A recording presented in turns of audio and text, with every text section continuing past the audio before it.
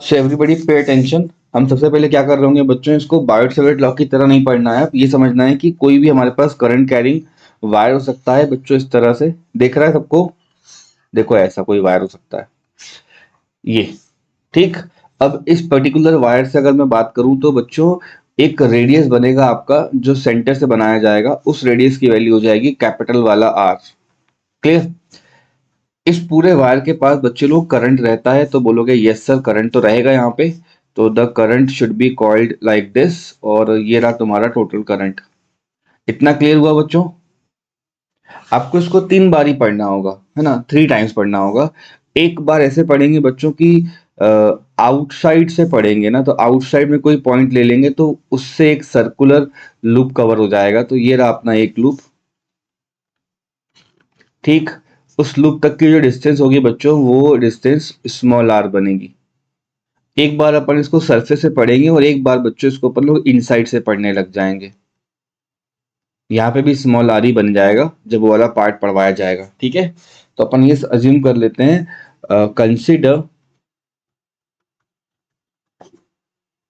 Consider a long straight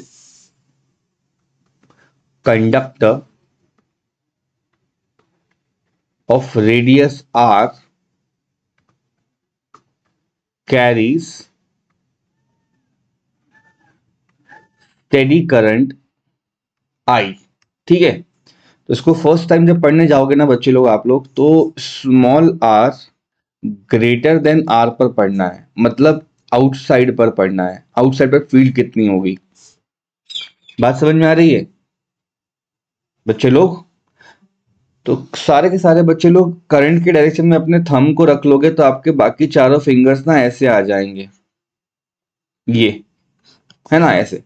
तो आपको magnetic field कुछ इस तरह मिलना चाहिए। Did you get my point, क्या मैं बोलना चाह रहा हूँ इस लूप के अकॉर्डिंगली ना? तो ये रहा लूप आपका बच्चों लोग, लूप नंबर 1। तो ये जो पढ़वाया जाएगा वो आपका लूप नंबर 1 पे हो जाएगा। मुझे बताओ what do you mean by ampere law? Any student,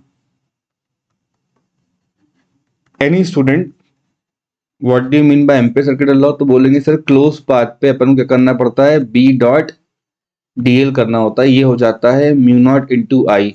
इतना ही करना है ना बच्चों? हाँ ना तो बोलो। तो मैग्नेटिक फील्ड सबको समझ में आ रहा होगा, that the magnetic field is just like this, इस डायरेक्शन में आ रही है अपने पास, ठीक है।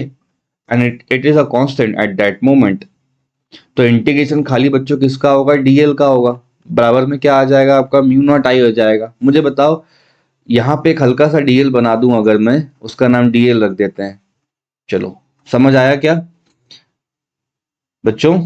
उस डीएल का जो टेंजेंट होगा उसी डायरेक्शन में कौन है, बीबी है, तो उनके बीच में कॉस थीटा क्या हो जाएगा, 1, क्योंकि थीटा क्या हो जाएगा 0। तो वो वाली बातें मैं लिखूंगा ही नहीं यहाँ पे कि वेक्टर लगाऊंगा फिर तामझाम करूं, है ना। तो बच्चों बी बाहर आ गया, इंटीग्रेशन डीएल का पढ़ना है। तो पूरा सर्कल जब लग जाएगा तो डीएल कितना हो जाएगा, it should vary from 0 to 2πr। तो आंसर कितना आ गया अपना एक झटके में, ये हो जाएगा बी। इंटीग्रेट करोगे डील को तो एल मिल जाएगा, लिमिट लगाओगे तो हो जाएगा 2πr-0। और लेफ्ट साइड में क्या आ रहा है, म्यू नॉट इंटू आई, जिसका मतलब है कि अपन ने 2 ही लाइन में इसको प्रूफ कर दिया, mu not I divide by 2πr। किस किस को ये दिख रहा है बच्चों, एक पेज पुराना डेरिवेशन। करंट कैरिंग कंडक्टर के आउटसाइड में आर डिस्टेंस दूर मैंने इतना आंसर लाया, और मैंने आपको अभी बताया था कि बच्चों डी डिस्टेंस दूर कितना आंसर आता है, mu not I bye 2πd। कुछ याद आया अभी? ये अपन ने किससे प्रूफ करा था बच्चों, बायोट सेवर्ट से। और बहुत ही कम लाइनों में अपने किसने प्रूफ करके दे दिया अपन को, बोलो जल्दी बोलो, किसने प्रूफ करके दे दिया अपन लोगों को बहुत जल्दी? एम्पियर लॉ ने प्रूफ करके दे दिया। क्या करना है अपन को, बी डॉट डीएल करना है। सिमिलरली मान लो अगर अपन से कोई टीचर पूछता है कि भैया इसको आर बराबर आर पर पढ़ के दिखाओ, या मेरे कहने का मतलब है सरफेस पर पढ़ के दिखाओ, तो बड़ा ही आसान हो जाता है। हम फिर से लिखेंगे एम्पियर लॉ। इस लॉ से घबराना नहीं है, ये इजीएस्ट लॉ है इस चैप्टर का। देखो क्लोज पाथ पे इंटीग्रेट मानना होता है किसका, बी डॉट डीएल का। ये किसके बराबर होगा, म्यू नॉट इंटू जितना भी करंट अंदर बैठा हुआ है, तो वो तो ऑब्वियसली म्यू नॉट इंटू आई ही हो जाएगा, क्योंकि पूरा करंट काउंट होगा ना बच्चों। और हम किससे बात कर रहे हैं? हम लोग लूप 2 पे बात कर रहे हैं, जो एग्जैक्टली इसके सरफेस से पास होकर जाता है। Let me change the pen colour and इसको ओवरराइट कर देता हूँ बच्चों में। ये जो इसका सरफेस का पॉइंट दिख रहा है ना बच्चों, इससे पास हो रहा है लूप 2। तो बोलोगे सर बी को बाहर निकाल लीजिए, इंटीग्रेट करना है कि इसको डीएल को, लिमिट क्या हो जाएंगे 0 से लेके सरकमफ्रेंस बोलो 2 पाई कैपिटल आर, और ये हो जाएगा म्यू नॉट इंटू आई। ले देकर बात वही हो रही है, बी लिखा जाएगा, यहाँ हो जाएगा 2 pi r minus 0। You can write like this mu naught into I. Answer बोलो क्या आ जाएगा मैग्नेटिक फील्ड का? सरफेस पर कितनी हो जाती है? Mu not I divide by 2 into pi into capital are. बच्चे लोग ये एक तरह का कांस्टेंट भी होगा और ये मैक्सिमम वैल्यू भी होगी। और ये वाला आंसर बच्चों कहाँ का होता है? ये आउटसाइड का होता है। तो जहाँ स्मॉल आर आ रहा है मतलब वो आउटसाइड की बात हो रही है, जहाँ कैपिटल आर आ रहा है इसका मतलब है ये सरफेस की बात हो रही है। ठीक है बच्चों, अब अपन लोगों को ना इसी कनेक्टर में इनसाइड में पढ़ना है। इनसाइड का मतलब होगा आर लेस देन हो जाएगा कैपिटल आर से, and you will be studying the topic inside of it. और ना बच्चों एक बात का ध्यान रखे, जो स्टेडी करंट होता है,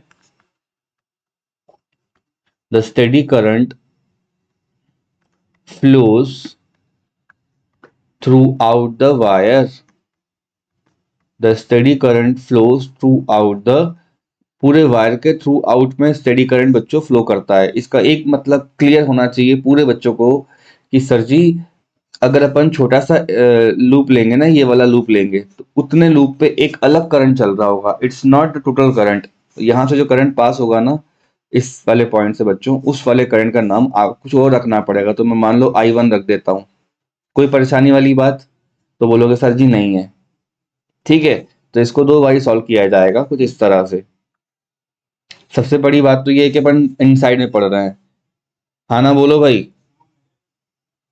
तो इनसाइड में पढ़ रहे होगे तो जो इनर, जो मैंने रेड कलर का लूप बनाया है ना, उससे अपन को फील्ड पता करनी है। तो उससे फील्ड कैसे मालूम चलती है? फील्ड बच्चों मालूम चलने का कोई रोल नहीं है। आप इस फील्ड, इस लूप पे कहीं पर भी डीएल ले सकते हो। तो मान लो आपने यहाँ पे डीएल उठा लिया और उस डीएल से टेंजेंट के डायरेक्शन में क्या बन जाएगा अपना फील्ड, क्योंकि वो सर्कुलर पाथ जा रहा है। तो कॉम्प्लेक्स नहीं करना चीजों को, ये समझ लो कि बात यही हो रही है कि कोई करंट कैरिंग कंडक्टर है, वहां पे थंब का डायरेक्शन होगा और ये कर्ल वाले फिंगर होंगे, तो ये करंट हो जाएगा और कर्ल करने में क्या हो जाएगा? बी हो जाएगा। यही लॉजिक है बच्चों, राइट हैंड वाला। बात समझ रहे हो क्या? तो यहाँ अपन लिखते हैं अप्लाई कौन सा लॉ किया है अपन ने यहाँ पे, बोलो एम्पियर सर्किटल लॉ। तो क्लोज पाथ पे इंटीग्रेट लगाना है किसका? बी का, बोलो डीएल का, और म्यू नॉट इंटू आई नेट कर देना है। किस किस को आया ये समझ में? तो ये हो जाएगा बी डॉट डी एल बराबर में म्यू नॉट करेंगे, अब करंट आई की जगह पे आने लग जाएगा I1, और जो लूप होगी वैल्यू 0 से लेकर 2 पाई बोलो स्मॉल आर तक होगी। तो बी तो वहां बाहर निकल आया, अंदर क्या बचेगा? जल्दी जल्दी बोलो। 0 से लेकर 2 पाई आर, हम क्या कर रहे हैं यहाँ पे? डीएल तक कर रहे हैं। ये हो जाएगा mu naught into I dash की वैल्यू निकालनी पड़ेगी बच्चों आप लोगों को। ठीक है, तो यहां से निकाल के दिखाता हूं मैं आपको। जितना ज्यादा ये एरिया होगा उतना ज्यादा अच्छा करंट जा रहा होगा ना यहाँ से, इमेजिन करो। तो अपन बोल सकते हैं कि जो करंट होगा I dash with respect to total current, तो टोटल करंट की जो वैल्यू जाएगी वो जाएगी pi into capital R square, और यहाँ हो जाएगा pi into small R square. तो पाई से पाई कट जाएगा बच्चों और आपका आई डैश मिल जाएगा, बोलो I times small r divide by capital r, दोनों का स्क्वायर स्क्वायर लग रहा है। यही टर्म अपन को लेफ्ट साइड में रख देनी है, आई इंटू बोलो, आया क्या? लेफ्ट हैंड साइड बच्चों लोग बहुत सिंपल है, ये आंसर आ रहा होगा आप लोगों का 2 pi r minus 0। Clear? Right side में क्या आ जाएगा? म्यू नॉट इंटू आई, यहाँ पे हो जाएगा आर स्क्वायर और यहाँ पे हो जाएगा आर का स्क्वायर। तो निकाल लो आंसर अपना, बी बराबर, ये एक आर से ये आर चला जाएगा, आंसर हो जाएगा आप लोगों का mu not I divide by बोलो 2 पाई आर का स्क्वायर, और अलग से आर लिखा हुआ है। ये क्यों ऐसा कर रहा हूं मैं? रियलाइज करने के बाद देखो म्यू नॉट आई तो लिखा हुआ है बच्चों, 2 पाई नीचे आ जाएगा। तो ये जो पूरा टर्म है ना, ये पूरा टर्म ये कांस्टेंट है। तो प्रपोर्शनल किसके जा रहा है? ये आर के। सरफेस पे क्या हो रहा था? ये कांस्टेंट था, और इन ये आउटसाइड में क्या था बच्चों, इनवर्सली प्रोपोर्शनल टू आर था। तो देखो एक ही फॉर्मूला है, एक ही डेरिवेशन है, लेकिन तीन अलग अलग तरह के रिलेशन आ रहे हैं। आउटसाइड में इनवर्सली प्रोपोर्शनल, इनसाइड में कांस्टेंट, इनसाइड बोल रहा हूँ, सरफेस पे कांस्टेंट, और इनसाइड में बच्चों ये वाला रिलेशन आ रहा है और ये फॉर्मूला आ रहा है आप लोगों का। Are you getting my point बच्चों?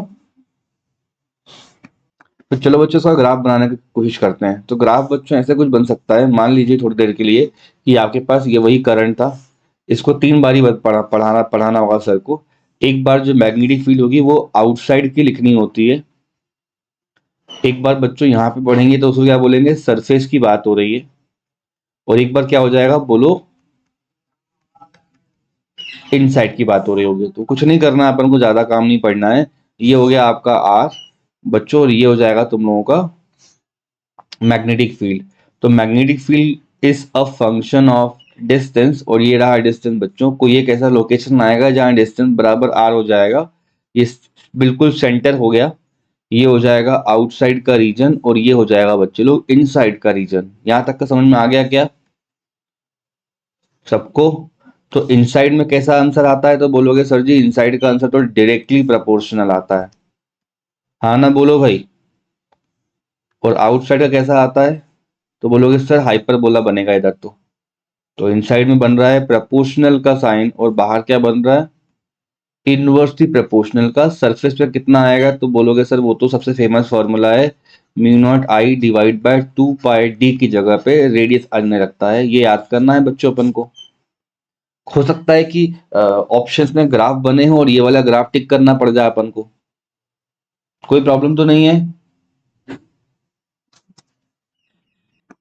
ये लीनियरली प्रोपोर्शनल है बेटा, ठीक है, सीधा जाएगा, एक बढ़ेगा दूसरा बढ़ेगा। हाइपरबोलिक का मतलब होता है यहाँ पे y inversely proportional to x होता है, मतलब at any instant x dot y is a constant. ये ग्राफ का रूल है बेटा। तो इनवर्सली प्रोपोर्शन आएगा तो वो इस तरह का ही बनता है। रेक्टेंगुलर हाइपरबोला भी आप लोग कोऑर्डिनेट ज्योमेट्री पढ़ोगे मैथमेटिक्स में, तो और डिटेल में जाएंगे इसमें बताने के लिए। अभी समझ लीजिए इनवर्सली का ग्राफ ऐसा बनता है, स्क्वायर बनेगा तो अगर यहाँ स्क्वायर आ जाएगा तो बच्चों और ये ग्राफ घट जाएगा, क्यूब आएगा तो और कम हो जाएगा। तो ऐसे बनाए जाते हैं ग्राफ, ठीक है। चलो आगे देखते हैं। ओके स्टूडेंट्स, तो अब पढ़ते हैं एक बहुत ही स्टैंडर्ड टॉपिक हमारे सिलेबस का, इसको बोला जाता है बच्चों सोलेनोइड। क्या बोलोगे? सोलेनोइड। सोलेनोइड का मतलब होता है कोई एक लॉन्ग वायर है जिसको वाउंड कर दिया है in the form of helix. तो लिखता हूं मैं, इट इज अ, बोलो, long wire bounded in the form of a helix. Simple and sweet. कोई एक वायर को लेकर अगर सर क्या करे, हेलिक्स बना दें, तो वो अपना क्या बन जाएगा बच्चों, सोलेनोइड बन जाएगा। तो इसको बस ध्यान से आप देखते रहिए सर जी क्या कर रहे हैं यहाँ पे। मेरे पास एक वायर था, मैं उसको इस तरह से ऐसे करके बच्चों वाउंड कर दूंगा, ध्यान देना है। इस तरह से इसको वाउंड करते आऊंगा। अब आपको कंफ्यूजन क्या होने लगेगी कि सर कौन सी साइड बाहर बनी है, कौन साइड अंदर बनी है, ये सबसे बड़ी कंफ्यूजन आती है बच्चों के दिमाग में। तो बच्चों जिस पे एरो बन जाएगा वो साइड आउटर साइड रहेगी। मान लो अपन कोई पेन के ऊपर धागा लपेट देते हैं थ्रेड को, तो जो बाहर होगा वही दिखाई देगा ना आपको। आई बात समझ में? तो ये साइड क्या होगी बच्चों, आउटवर्ड आउटसाइड होगी। तो यहाँ से बच्चों करंट यहाँ जा रहा होगा और यहाँ से करंट एंटर कर रहा होगा। और ये रहा बच्चों आप लोगों का एक की, और ये बैटरी। कोई प्रॉब्लम? तो बोलोगे सर बिल्कुल नहीं है, यहाँ तक तो करंट चल के जा रहा है, ये यहाँ पे भी करंट होगा, हाँ ना बोलो भाई। तो सॉलिनॉइड होता है ना बच्चों, इसकी जो मैग्नेटिक फील्ड होती है, तो अपन को ऐसा लिखना होता है, the magnetic field of solenoid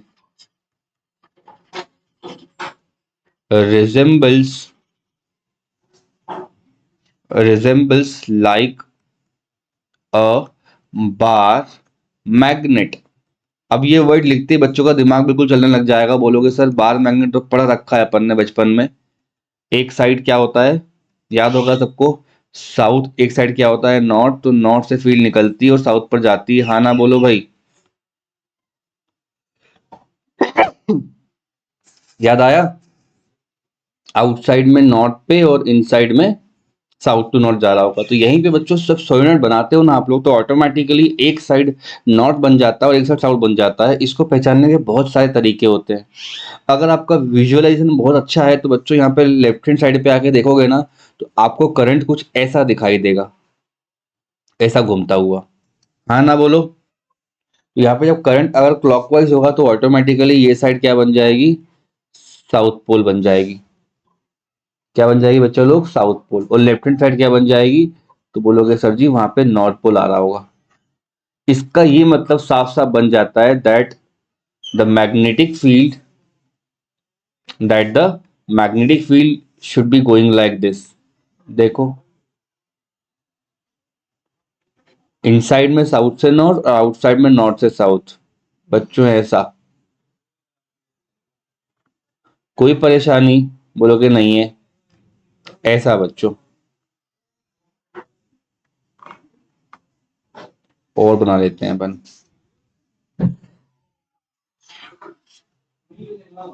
ठीक है। इनवर्ड में ये जो रे होती है बच्चों वो फेयरली कांस्टेंट होती है। ठीक है, इनवर्ड में ये फेयरली कांस्टेंट होता है।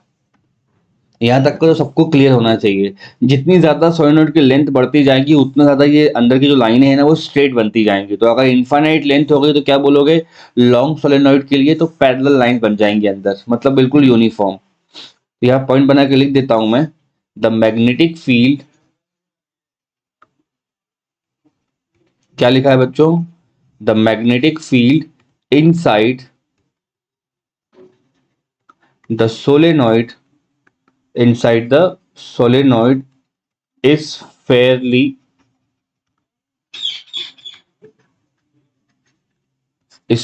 constant।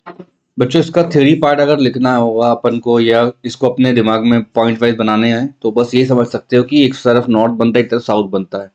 एक इजी तरीका होता है बच्चों पहचानने का नॉर्थ पोल कहाँ होगा, क्योंकि नॉर्थ पोल अगर मिल गया तो दूसरा क्या हो जाएगा, साउथ हो जाएगा। और 10th क्लास का लॉजिक लग जाएगा कि नॉर्थ से फील्ड कहाँ बनेगी, साउथ पे। वो कैसे बनता है बच्चों, आप अपने हैंड के चारों जो राइट हैंड के चारों फिंगर्स है ना उनको ऐसे कर्ल करो कि वो करंट के डायरेक्शन में आने लग जाए। जैसे अगर मैं ऐसे करके अपने फिंगर्स को बंद करता हूँ, है ना, कर्ल करता हूँ ये ऐसे करके, तो थंब कहाँ आएगा बच्चों मेरा, यहाँ कहीं आएगा राइट हैंड का। हाँ ना बोलो। जिस डायरेक्शन में करंट जा रहा है ना वहां पे चारों फिंगर्स को बंद कर दो, क्या दिक्कत है। तो जिस तरफ थंब आता है वो अपने आप नॉर्थ बन जाता है। ये कोई रूल नहीं है, ये ऑर्थोडॉक्स मेथड है पहचानने का कि नॉर्थ पोल किधर होगा। तो आप लोग को लिखना नहीं है, बस दिमाग में रखना है कि सर ने ऐसा कहीं बता रखा है अपन को। ठीक है। और अदरवाइज नहीं तो जहां से करंट क्लॉकवाइज बनेगा वो साउथ कहलाएगा, जहां एंटी होगा वो नॉर्थ होगा और पूरा पूरा बार मैग्नेट कॉपी बन जाएगा। अब अपना जो मेन टारगेट है वो ये समझना है कि फील्ड कितनी होती है। यहाँ तक का तो 10th में पढ़कर आते हैं अपन। ठीक है, यहाँ तक अपन 10th पढ़कर आते हैं। तो बच्चों देखो, सेम जो डायग्राम है वो ऐसे भी बनाया जा सकता है। सबको यहाँ पे करंट डाउनवर्ड आते हुए दिख रहा है ना बच्चों, आउटवर्ड वाले लूप में डाउनवर्ड आते हुए दिख रहा होगा ना, तो ऐसा कुछ बन जाएगा। यहां से करंट बच्चों इस वाले पॉइंट से करंट बाहर निकल रहा होगा, इसे भी आप सोलेनॉइड बोलोगे। और यहां से करंट निकल करके इस पे जा रहा होगा, इनवर्ट जा रहा होगा। ये देखो, this is also a solenoid. Left hand side और राइट हैंड साइड दोनों बराबर चीजें बनी हैं। और राइट साइड वाली ज्यादा प्रैक्टिकल डायग्राम होता है, क्यों, क्योंकि वो ज्यादा बेहतर समझा रहा है अपन को कि यहाँ से करंट बाहर निकल के आ रहा है और यहाँ करंट अंदर जा रहा है। तो ये सबके यहाँ है बच्चों, करंट है। अब बताओ फील्ड कैसी होगी, जल्दी जल्दी बताओ। फील्ड हो जाएगा, आया क्या समझ में, सबको आगे समझ में, दिस इज ऑल्सो सोलेनॉइड। और बहुत सारे बुक्स पढ़ोगे ना आप, एस एल अरोरा या HCV, वहां पे डायग्राम ऐसा वाला भी मिलेगा। तो कोई चीज ऐसा नहीं कि हमेशा मैग्नेटिक फील्ड को डायरेक्शन बताई जाती है बच्चों। ये जो डायरेक्शन है ना ये बताने के लिए कि कोई चीज यहाँ से ऊपर आ रही तो करंट बाहर निकल रहा होगा। इमेजिन करो मैं ये लूप बढ़ाते चले जाऊं तो क्या हो जाएगा, ये लाइन स्ट्रेट नहीं हो जाएगी। सोचो ना क्या बोल रहा है टीचर, ये ऐसे बनने लगेगा। तो वही हमको सिलेबस में है कि एक इनफाइनाइट लेंथ के लॉन्ग सोलेनॉइड को पढ़ना है। किसको पढ़ना है बच्चों, लॉन्ग सोलेनॉइड को, जिसके अंदर से जो मैग्नेटिक फील्ड निकल के जा रही होगी ना वो बिल्कुल क्या हो जाएगी, कांस्टेंट हो जाएगी। कांस्टेंट का मतलब है पैरेलल लाइन हो जाएंगी या यूनिफॉर्म बन जाएंगी, ये सब बातें आपस में लिंक्ड हैं। देखो पहले मैंने आपको 10th क्लास वाला समझाया, फिर अपन को जो इस साल मिलेगा मैक्सिमम बुक्स में वो लिख करके दिया, और अभी जो सिलेबस में अपन को प्रूफ करना है जिसका बी निकाल कर देना है, वो इस तरह के इंसान का निकाल के देना है। A solenoid, a long solenoid. यहां तक क्लियर है क्या बच्चों?